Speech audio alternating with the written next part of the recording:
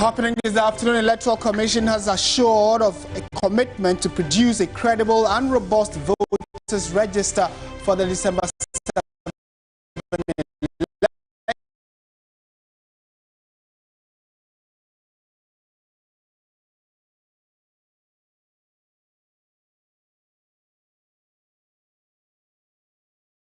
elections despite NDC's protest of illegal miners.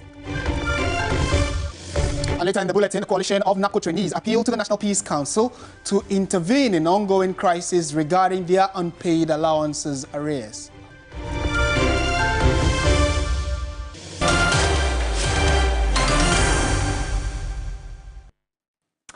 Those are the top stories. Many thanks for joining us here on News Central. I'm Kemeni Amano. And I am Martin Asiedu Date. News Central starts right now.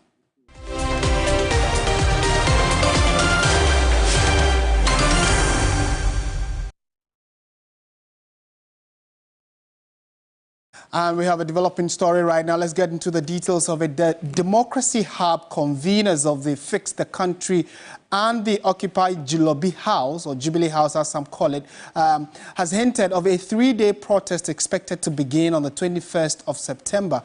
A member of the Fix the Country movement, Na Denswa, demanded an address and says that has actually been speaking to the media on this particular development. Let's speak to Noble Crosby Annan, who is our man following this story for us. He's joined us via Zoom. Crosby, very good afternoon to you. Tell us, what are the reasons that the group is adducing for why they want to protest from the 21st to the 23rd of September? Right, Martin. So just as the conversations concerning illegal mining have been going on for a very long time and have been intensified in the past couple of weeks as a result of renewed efforts from the media, civil society organizations over the destructive effect of illegal mining known as galamsey. Democracy Hub, the organizers of Fix the Country, you know the Fix the Country movement, they organized a protest last year, the Occupy Jubilee House protest. Well, they're set to organize another protest this year, and that is expected to happen on the 21st of September to the 23rd of September. They're calling this a 3-day protest. What they want to do is to picket at the Revolutionary Square, just opposite the Jubilee House. Their demands are simple. They're complaining about the ravaging impact and the effect of illegal mining, what it has done to our environment. As a result, they're demanding a lot of action from government. They're demanding a lot of action also from the youth and from the people of the country. They're saying that if they are able to rise up and demand for what is right, it will be done. Essentially, they're making a few demands. They're asking for some resignations, Martin. And I'll tell you, the people they want out of office because they think they are involved or they are supervising some illegal mining activities or not doing anything about reducing the menace of illegal mining. There's a mention of the Minister of Environment, Science and Technology, as well as Innovation, the Minister for Lands and Natural Resources, the heads of the Environmental Protection Agency, EPA, the Minerals Commission, and the Forestry Commission.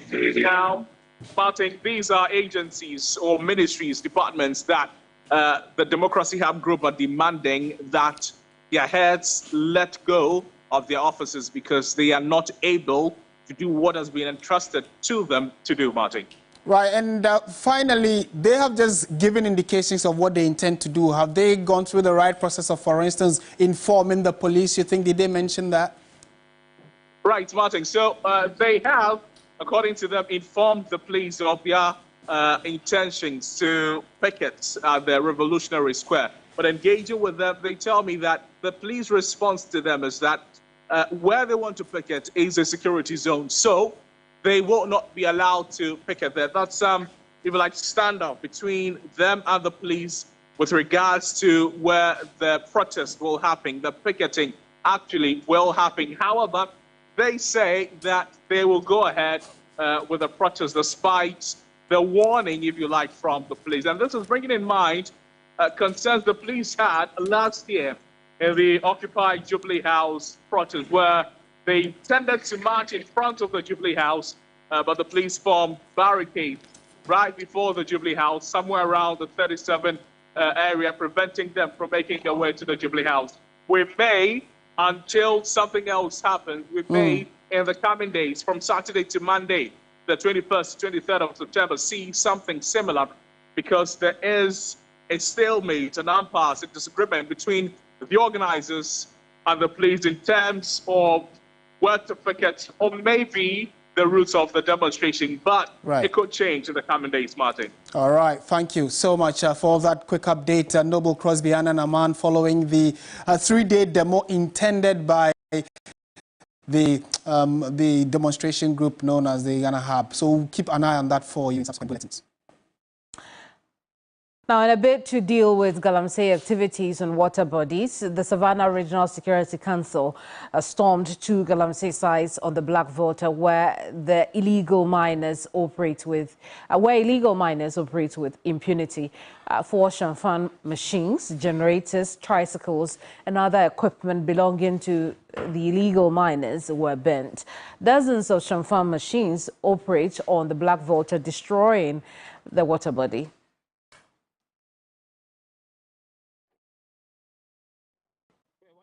We'll touch base now with Christopher Amwakon, our Savannah region correspondent, who was part of this operation by the Savannah Regional Security Council on that Volta. Christopher, what occasioned this operation, and were any arrests made at all?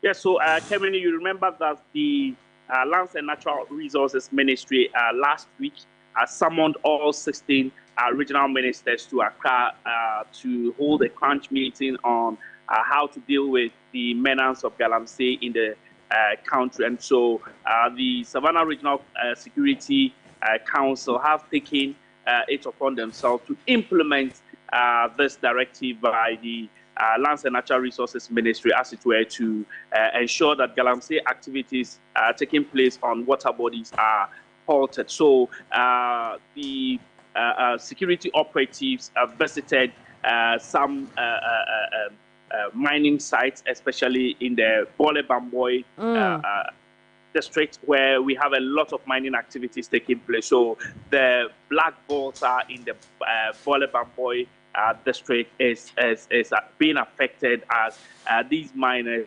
from neighboring countries, majority of them are not even from the country, are mining on the Black Volta with some level of impunity. I see. Were there any arrests made in the process?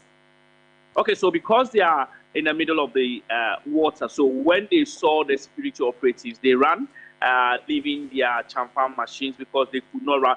Those who were far away from the spots that the security operatives went to, they have to move with their champan machines to far away areas. But Kemini, I must say that there are several dozens of champan machines on the Black Volta around the Bamboy area. I see. I mean, what's been the impact on the Black Volta down south? We see how the water has been poorly and badly affected by the activities of the illegal miners. What's the situation with the Black Volta, your side of the country? Kemini is gradually becoming terrible, because you look at the color of the water and you can tell that the color is beginning to change rapidly. And aside that, you know that these miners use mercury in their activities, and so the issues of cancer amongst people who drink from the Black Volta is beginning to rise in that area, because they depend mostly on the river or the lake for their water use. Christopher, we also know that you've been speaking to the regional minister who heads the RegSec there. What did he tell you? Yeah, so the regional minister is concerned, and he's worried about the fact that several champan machines are on the Black Volta, and every day they are going about this Galamsey activity. But he has given the assurance that from yesterday, today, the operation is going on. Tomorrow it will go on, and it is going to go on throughout until they flush out the last Galamsey on the Black Volta. Let's take a listen to what he's been saying. What we started with, I tell you that the number of chamfans we have burnt is nowhere closer to the number of chamfans that are still on the rivers, and they are at least 5 kilometers away from the river.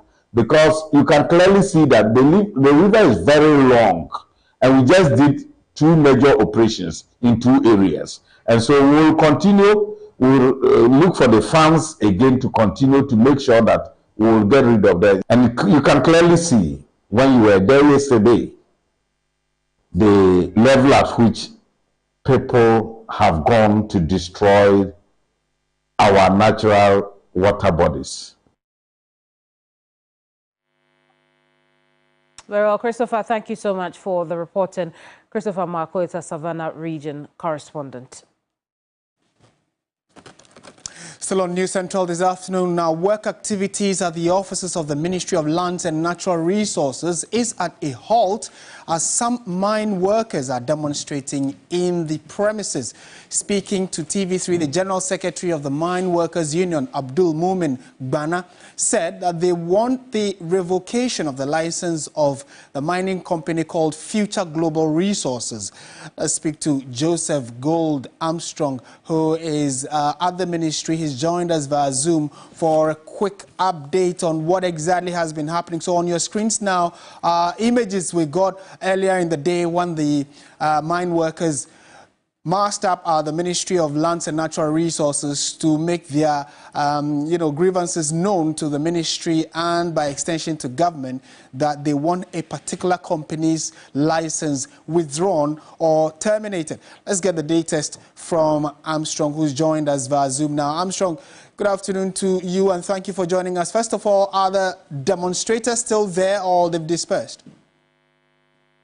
Martin, so currently, as I speak to you, the demonstrators, there is a mine workers union, and from Bogoso and Prisia, they've just moved from the ministry here, heading towards TUC after the minister responsible for lands and natural resources terminated licenses granted to Future Global Resources and asked that the 9-month arrears owed the workers be paid to them within some 120 days. In jubilation, they moved from this place, and as I speak to you now, they've all moved away. Earlier, no work activities was taking place here because they came very prepared. They came with musical instruments, very loud. You cannot hear anything. But as we speak now, the minister has taken a decision, meeting the demands of the workers, and they've all moved TUC to continue with their meetings over there. Martin. Right. So for purposes of clarity, did you say the minister met them, and what did he say when he met them?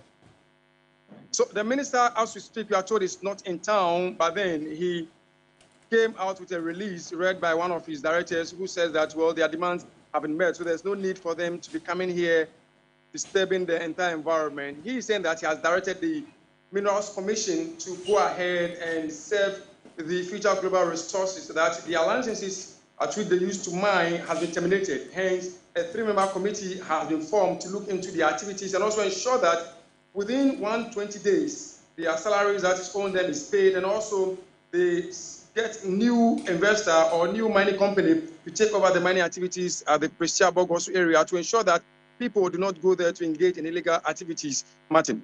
Right, and what exactly is the reason why these mine workers want the license revoked, of the license of Global Resource Limited? Why do they want that license revoked? So for them, they are saying the mining company does not have the capacity to mine at the Bogoso Prisia mining area. For them, they are saying since they took over, they've not been able to pay workers about some thousand to somewhere 2,000. They've not been able to pay them for the past 9 months, making things very difficult. And the workers are agitating. And they are also not meeting their livelihood project that they are supposed to provide for the various communities along the Prisia Bogoso area, and they are just there, and they've taken so much money from people along the area, and they've not been able to pay them back. And this, they are saying, if care is not taken, it's going to affect all the workers in there. Hence, the need for the minister to terminate their license to ensure that some other company that is capable takes over the mining activities at the Bogoso Prisia mining area. All right, Gold Armstrong Alogbe, thank you for that update from the Ministry of Lands and Natural Resources. So if you go to our website, 3news.com, you get further stories related to this particular one. You're still watching NewsCentral, and here we are your election command center.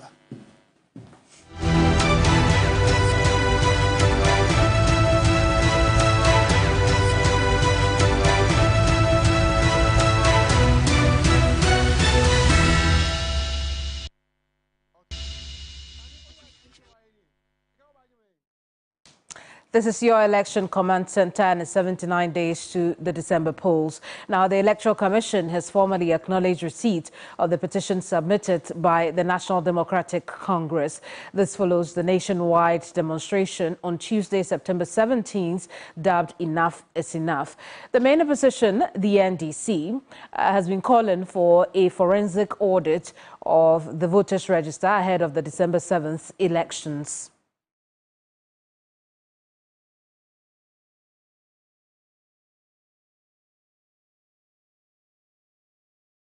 We can now speak to Dr. Rashid Tanko Computer, who's the Deputy Director of Elections and IT at the NDC. Doc, good afternoon to you. Many thanks for joining us here. The Electoral Commission has reassured and reiterated that it plans to produce a credible and robust, electoral roll in response to your demonstration yesterday. Your thoughts on that? To you, Kemini, and your team, and your cherished viewers.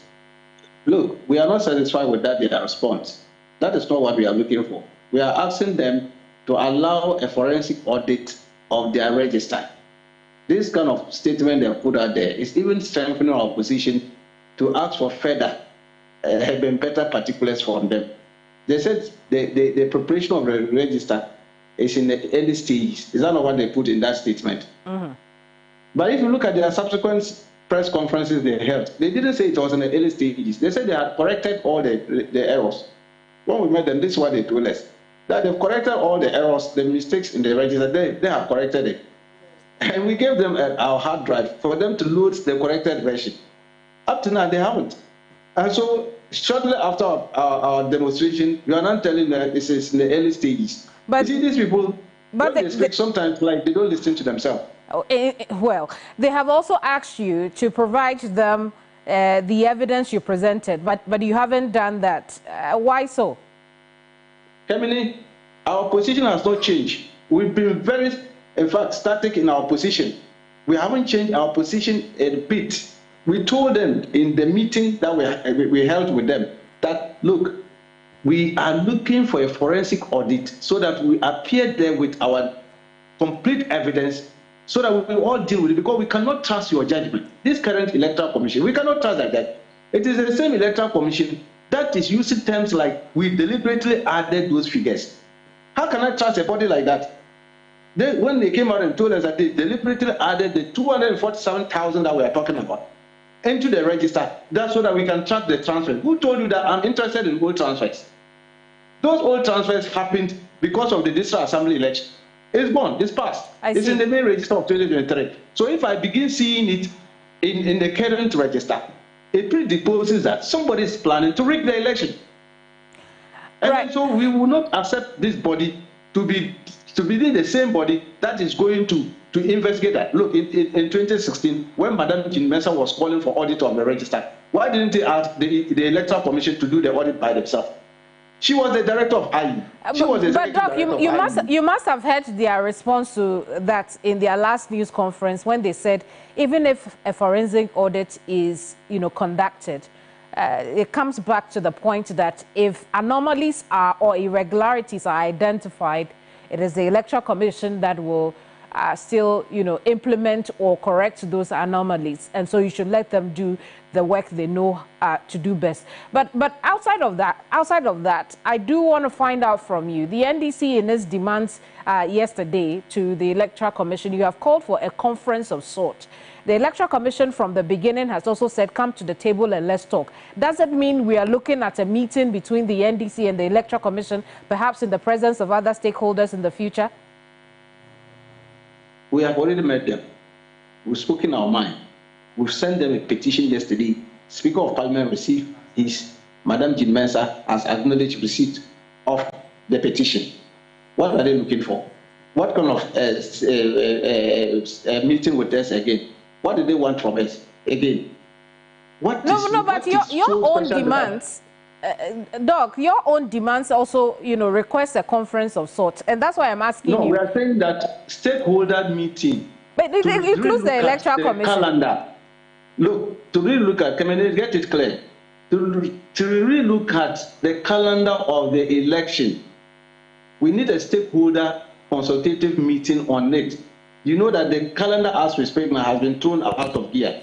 We need to reach assembly to look at it, see how best we can. We are not talking of stakeholders to come and audit the register. That is not the demand. The demand was forensic audit. As to how the body is going to be set together, we are ready to appear before it. If they want a bipartisan committee to look at it, we are ready to participate in that process. In 2016, we participated in a similar one, headed by Justice Crabb. We were in power. We participated in that when the NPP were calling for it. Indeed. And so we are ready for such kind of discussion on it. Very well. In the Electoral Commission statement, they also say in the coming days they will have a proper and separate response to the demands you made in your petition. What are your expectations from the Electoral Commission, even before they respond to the nitty-gritties of your petition? We are expecting them to respond that we have agreed to have a forensic audit of our register so that we can have a finality to this issue. Very well. That is what we are expecting from them. Simple and short. Indeed, that's or nothing else. Thank you. Story. Doctor, we're going to have to leave it here. I apologize. We do not have time for a longer conversation, but we'll pick this up again in subsequent broadcasts. Dr. Rashid Tanko Computer is Deputy Director of Elections and IT for the NDC. The plan this afternoon was to talk to the Director of Elections for the NPP, Evans Nimako, who had agreed to talk to us. Unfortunately, we were unable to bring you, issues from their perspective as well, but that's a conversation. We'll turn attention to something else now.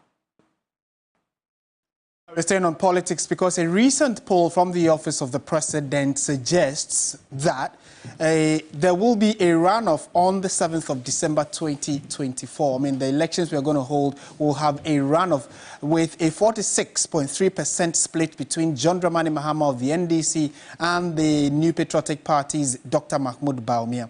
The poll also indicates that the introduction of Dr. Matthew Opoku Prempeh as Dr. Bawumia's running mate has not made a significant impact, as nearly 79% of respondents say he will not affect their choice in 2024, while 9% say they will vote for the NDC because of the NPP's choice of Dr. Matthew Opoku Prempeh as running mate. So on your screen is the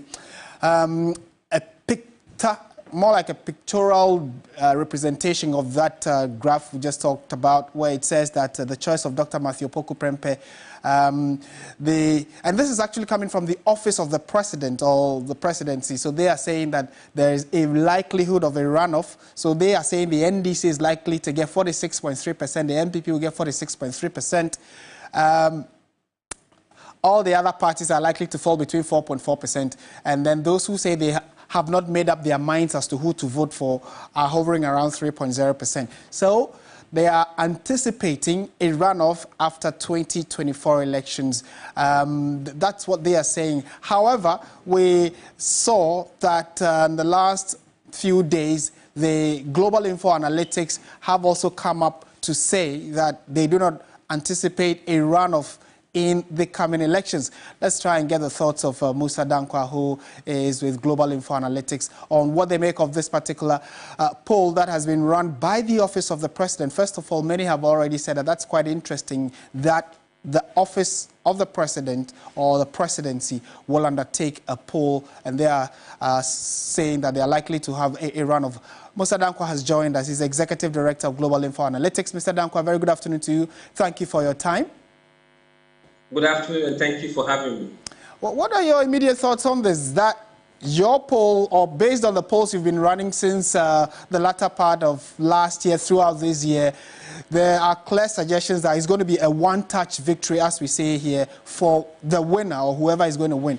But the Office of the President, in their latest run-up poll, say that there is likely to be a runoff. What are your thoughts? Right, thank you very much for having me. When polls come out, it is very important you do not focus on the period poll, because a snapshot of a poll doesn't truly reflect what is happening. So this is the first time we've seen them use a poll. So it's a one snapshot poll that they have published. If you look at what we have done, we have kept a tracking poll for over 30 months period, and you can see where the polls have been and where they are. None of the polls we have so far conducted has put Mahama below 50%. Consistently, is above 50%, and on that basis, 3 months before the election, we believe that to be a one-touch win.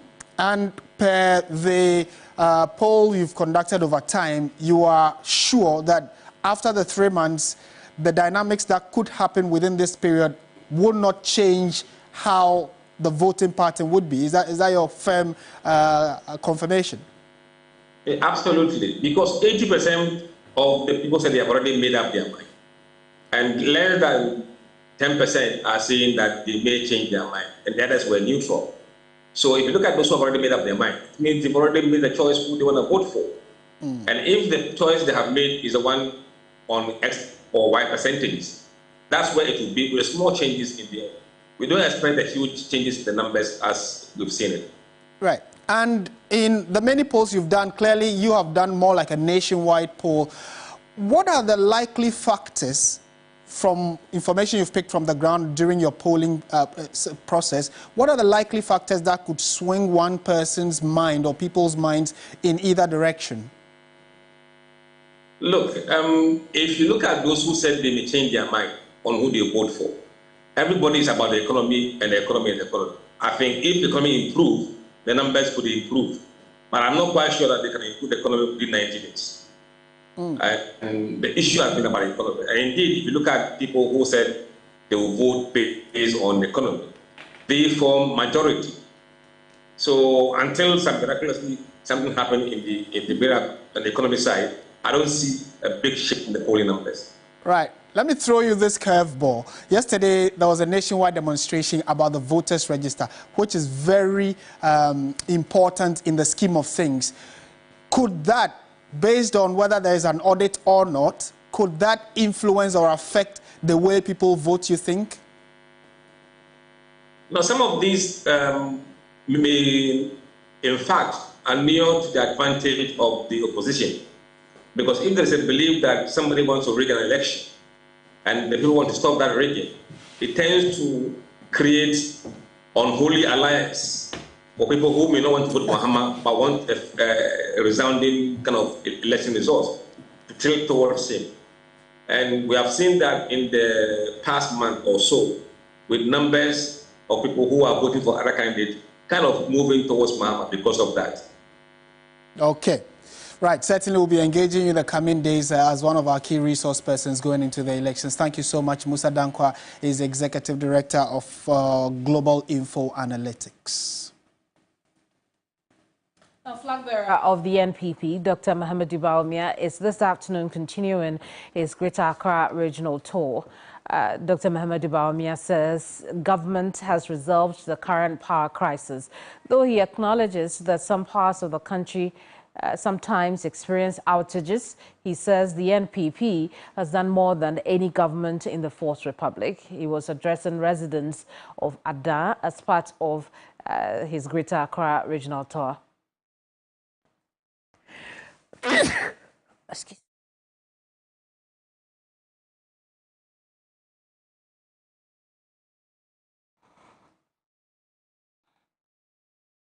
Our Daniel Opoku has been with the Vice President and NPP flag bearer on this regional tour. He joins us with a bit more on this. Daniel, good afternoon to you. What else can you report?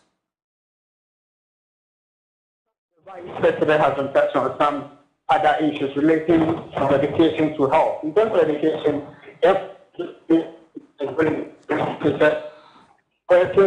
since 2017 to now, an excess of 1 million students have benefited. And in terms of health, it emphasizes the free kidney for free patients who have been treated under the kidney program, and also the drones who government has that the Vice President touched on has to do with the introduction of living wage. When we look at the introduction of the living wage, clearly that has been a position, and also that has been the of the key factors. The teams are calling for the need for government to put them on the government payroll because consistently they have residents who come to them to seek for support. So the Vice President has indicated his commitment to introduce a living wage that will cover all chiefs across the country in order to bring the chiefs closer to part of the government development process. These are the issues the Vice President is discussing with the residents in Iran. Daniel, where next from Adan East? Yes, he is currently at Adan. From Adan East, he's moving to other communities within the area. From communities, yesterday was a chairman and so from Adan, he's moving to the neighboring communities, trying to sell his ideas. And when he goes, there are people who flank him, those who go along with him. You have Dr. Caroline, you have Japan with him as a senior advisor. You also have the regional minister and the host of other government parties. Audio is terrible, and we cannot hear a full sentence without any interruption or interference. But you're watching News Central. When we come back, we'll bring you more news. Don't go away.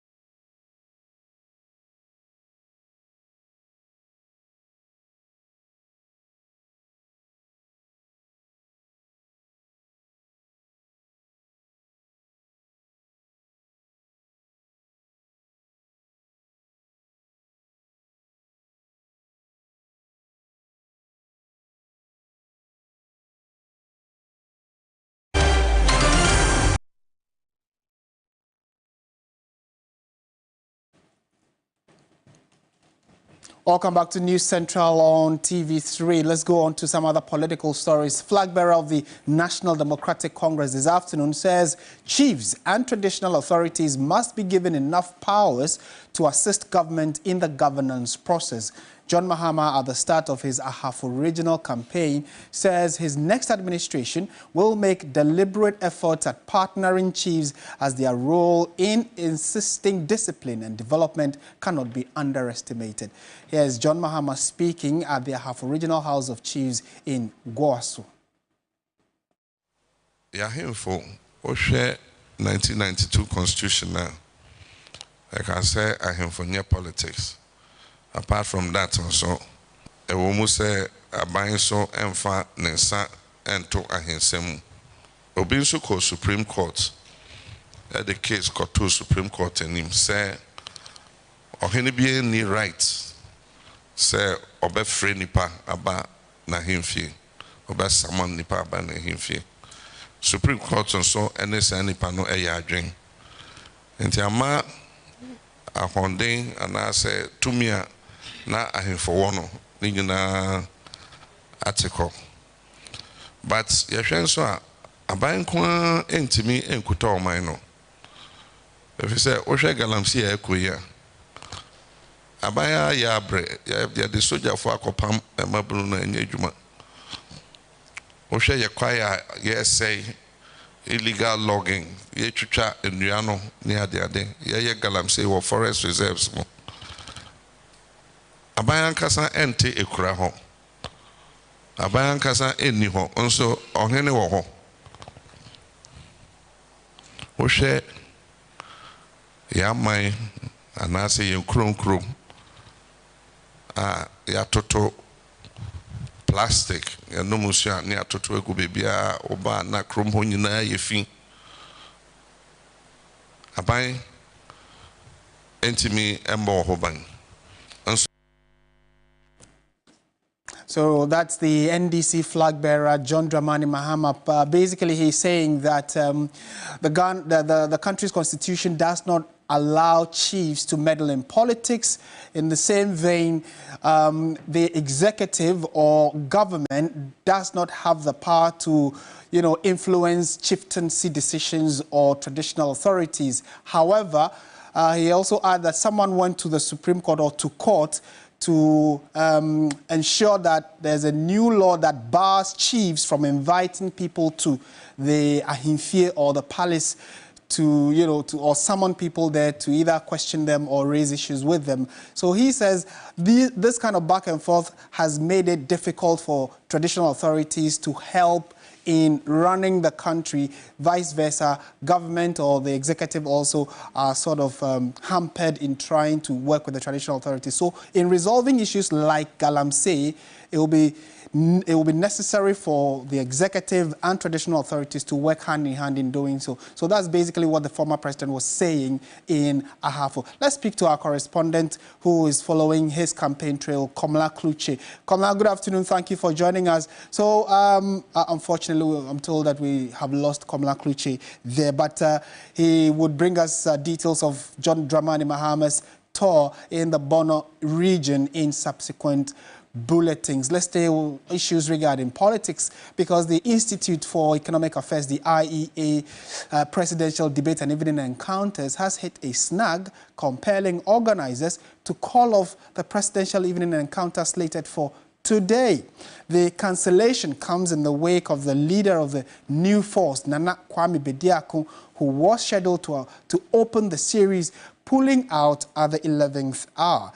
Our reporter Stanley Nible joins us for more on this very new story coming through, which is that the IEA debate has been cancelled. It was supposed to kick off today, but due to the candidate who was expected to start the series in the person of Nana Kwame Bediako, known as Cheddar, he has decided to pull out, thereby putting sticks in the spokes of the IEA. Let's find out what exactly has been going on, what went into this decision. Stanley Nible, who is our man following this for us. Stanley, good afternoon, and thank you for joining us. What exactly has the IEA been telling you is the reason they got from Nana Kwame Bediako, who pulled out of today's debate? So, Martin, this afternoon, at 6 p.m. today, Nana Kwame Bediako is supposed to appear at the IEA presidential encounter to tell Ghanaians clearly, communicate to them what his visions and then the way he's going to lead the country, should he get the nod to probably become the president of the country. But just at the last minute or the 11th hour, Nana Kwame Bediako has pulled out from the race and the encounter. And the reason for which he has pulled out has not been actually communicated. The information about that has been very scanty. And so the IEA seem to have had 8 register or calendar for the presidential encounter distorted by these developments. So the leader for Movement for Change, that is Alan Kwadwo, should have been engaged next week by the IEA at the presidential encounter. But because Nana Kwame Bediako has pulled out, it is not clear as to whether the IEA will still go ahead to engage Alan Kwadwo next week. And what are your sources telling you is the next line of action for the IEA? Does that mean that the entire plan of engaging these candidates has, has been thrown out of the window? Hello? Yes, Stanley, can you hear me?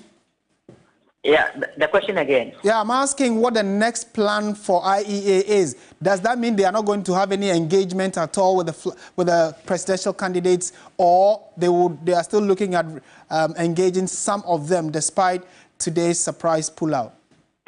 So this question was put to the IEA on Monday when they launched the presidential encounter series, and we were able to pose that question to them. But the response that came to them was that, this all stemmed from the fact that the NDC initially said noted that it wasn't going to partake in this whole debate.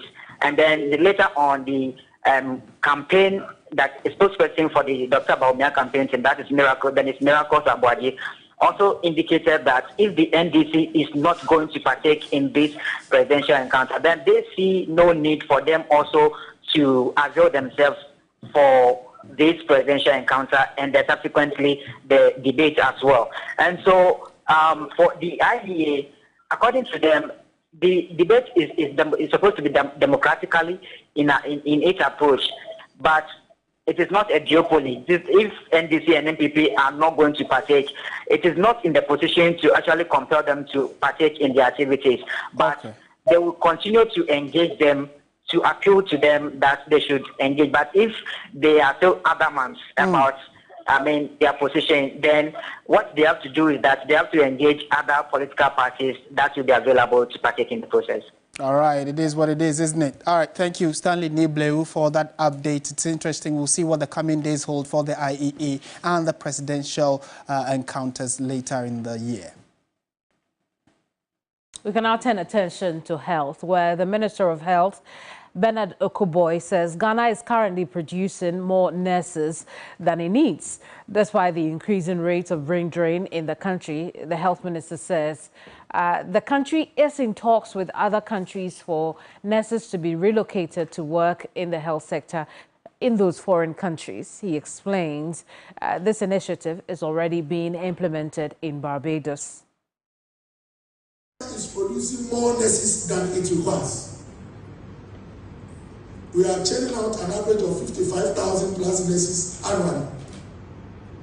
Anytime you have more than you need, you have to be innovative and find a way to give opportunities to your nurses. And so at the Ministry of Health, I know some of you are aware that Ghana has nurses in certain countries that have been arranged properly between the government of Ghana and the Republic of Barbados. As we speak, by October ending, the third batch of Ghanaians would leave for Barbados.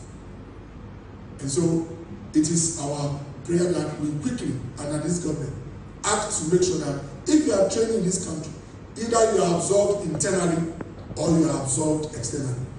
And Ghanaians have come to the place where we can take on the world. We should not train to take on only the 16 regions in this country. I'm happy to say that the Republic or the island of Seychelles have come to us. We are working on an MOU. They are saying that Ghanaian nurses are doing wonderful in Barbados. And so Jamaica, Seychelles, Germany, UK, all these countries, as we speak, are working with Ghana to make sure that health workers can be properly located in these countries so that as they reimburse remittances to this country, it can also help our economy to move forward. And I'll speak with our Judith Brown, who's been following this big beat. Judith, good afternoon to you. We know it would appear that we've lost Judith on that connection, but Judith has been reporting that the health minister says that the country has more nurses than it needs, for which reason there are memoranda of understanding with foreign nations to be able to absorb those nurses that we are unable to use here in the country. Let's join Judith now. Judith has been covering that news conference with the health minister. Judith, what else has he been saying? We know he talked about the dialysis situation in the country. Right, and so, Kamini, yes, he spoke about the dialysis situation in the country, and he spoke about the construction of a new ultramodern urology and nephrology unit right here in Ghana, in the Kolebu Teaching Hospital. And so he says that the issue where there's a lack of machines is now going to be a thing of the past. So this is one of the things he said at the conference. Listen to him. We need dialysis. And so, hopefully, in the next few months, all this noise about dialysis space without machines is going to be a thing of the past. We are going to have 51 beds for dialysis, ultramodern sustainable machines. And then, all right, so when we went there, 2 theaters. So, urology are going to have 2 theaters for themselves. 24 hours, 7 days a week. By the way, the urology department already works 24 hours. So, this is investment into the life of the ordinary Ghanaian. The old man walking the streets of Tubular and Teshi, who has prostate issues. When he walks to Kolebu and now enters a new facility, his prostate is done with. When he walks out, he knows that Ghana is going somewhere. And I'm also happy that this facility was built with teaching and learning in mind. And so this theater, when you are being operated upon, we have a conference room, in fact not one, there are 2 or 3, like this, where all students and doctors can be watching the procedure live on TV, on the screen, so that you can learn. Judith, he also gave an update on the La General Hospital construction. Exactly, Kamini. So yes, he says that the La General Hospital is now being constructed by taxpayers' money at a cost of 50 million euros, and that is from the Bank of Ghana. He says that this happened after some private investors pulled out of the, of investing into this project as a result of the debt exchange program. So he was even giving clarity on why the hospital was pulled down, and he said it was because it was a death trap. And so we heard him at the conference, and this is what he has been saying. Well, it would appear that we'd have to bring that to our viewers later. But then, Okoboy also talked about the fact that, there's no polio outbreak in the country. What was he referring to? Right, and so that came from the Director General of the Ghana Health Service. And we know that there was mention of a case of polio in the eastern region. And so I asked him personally, really, what is happening and how they can contain the outbreak or the spread of this. And he says that there's actually no outbreak of the spread of polio. It's just one case that has been reported in Koforidua, and that was a result of some environmental tests that they were doing in the area. And they want to make sure that this polio virus is not going to be spread around the country in any way. And so even when they see one case, they're going to make sure that it's known, and then they're going to contain it as well. So that's what he had been saying. Indeed, Judith, thank you so much for the report. And Judith Brown there. You're watching News Central. We'll be right back with more news. Don't go away.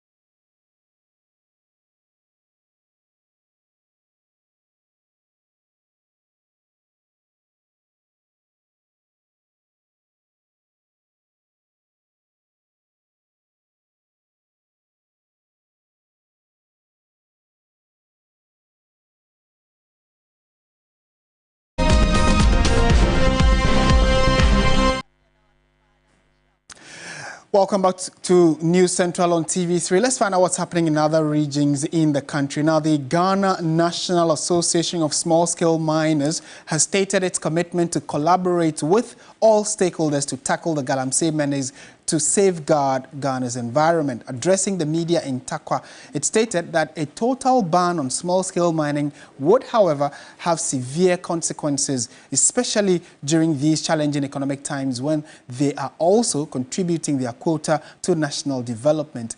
Irama Smith joins us live from the Western region with more on this particular development. Irama, good afternoon. Thank you for joining us. First of all, talk to us. What exactly are their concerns, especially when they admit that the environment is taking a toll for some activities from small-scale miners?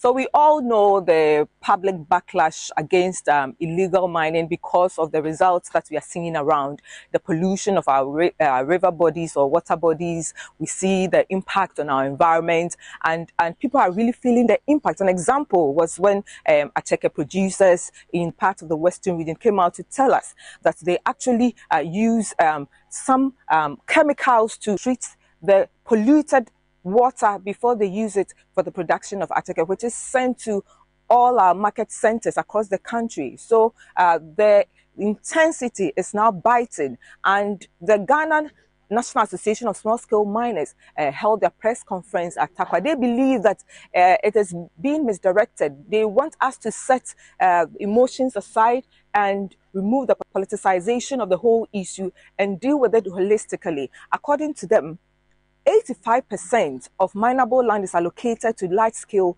miners. It's only 15% that is given to small-scale miners. And even that, small-scale miners are not licensed to mine on water bodies. So anybody doing that is an illegal miner. They also talk about the fact that some licensed miners release tracts of land to these illegal miners, mainly Chinese, who cause havoc to our water bodies. So they are asking that there should not be a total ban of small-scale mining, as the resultant effect will be very dire. Godwin Ama is the General Secretary. A total ban on small-scale mining has economic challenges, such as unemployment of the youth, which is a security threat also to the states. Here in Takwa alone, the small-scale miners, majority of them work underground. They are not closer to any river body. And banning even such activity, most of the economic activities here will be obstructed. Illegal mining is illegal mining. There is nothing like illegal small-scale mining. Therefore, it would be unfair to say that every issue that is happening in this country is by small-scale miners. The illegal miners, as we see now, most of them are taking advantage of the political season that we are in, and mainly they are doing their criminal activity. Such perpetrators should be dealt with in a Right, so that's it for Regional Hub. Clearly, it's a very delicate subject considering the fact that these people still want to mine as small-scale miners. However, there is a clarion call that we need to put a halt on it. We'll see what the next few days have for us regarding that. That's it for Regional Hub.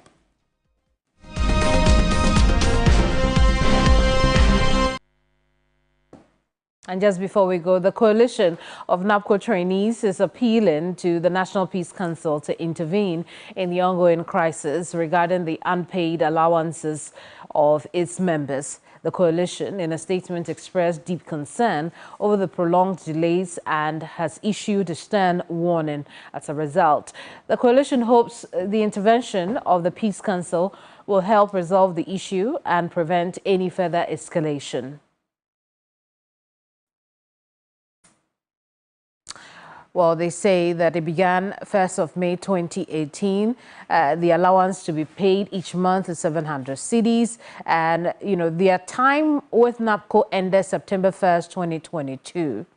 However, 9 months of arrears have not been paid. And the projected beneficiaries affected by this, 100,000. And actual beneficiaries who went through the process is 67,000. So the total arrears for those 67,000 NAPCO trainees is 422,100,000 cedis.